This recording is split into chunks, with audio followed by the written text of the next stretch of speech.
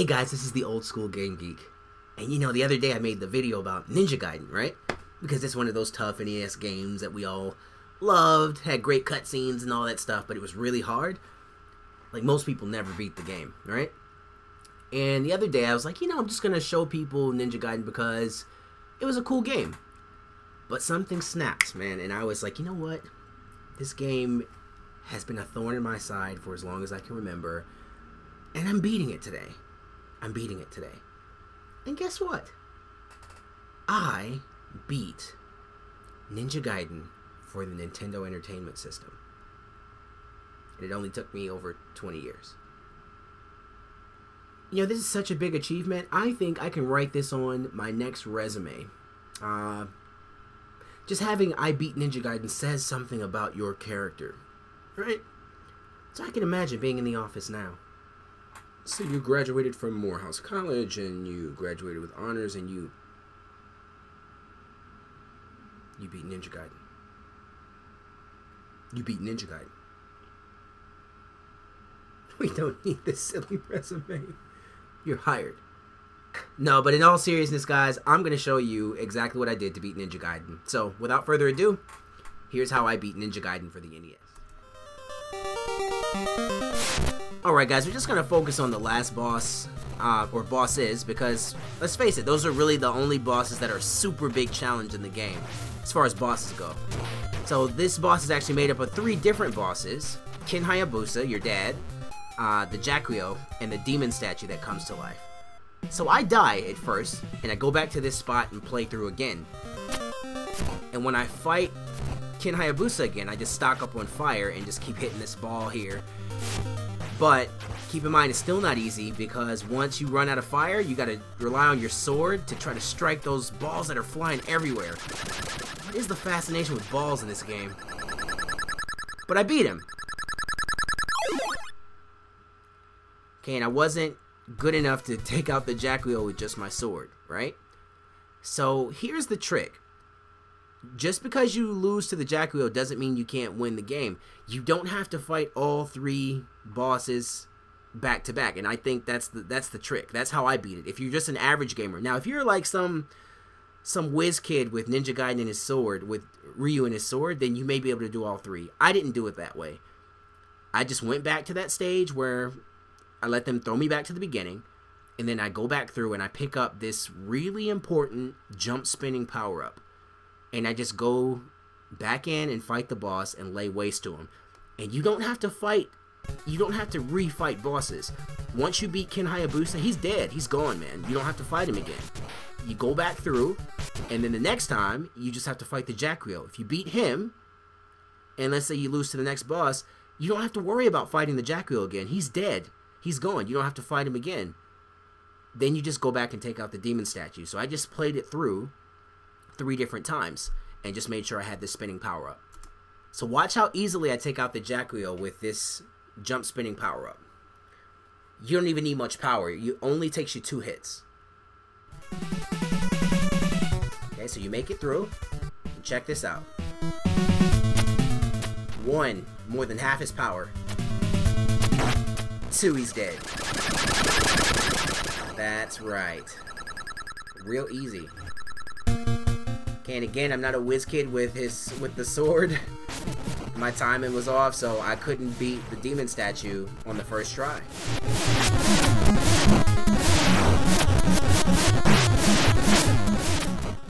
So you gotta knock the head off, then kill the tail, and then go for the ball in the center, I think. But I didn't do all that. I died because the head came off and hit me. Weird. And I just played it through again. And you see I got that jump spinning power up again? Watch how easily I take out the demon statue now. You gotta be careful, because you can't just jump and spin with this thing. You need at least 15, that number 15 next to your power up to be able to win. 3 spins, just 1 is a safety precaution, but watch this. 1, 2, dead. And that's game, and to finish it, oh, Ninja Teabag, right there. You deserve it. You deserve it, you ninja demon.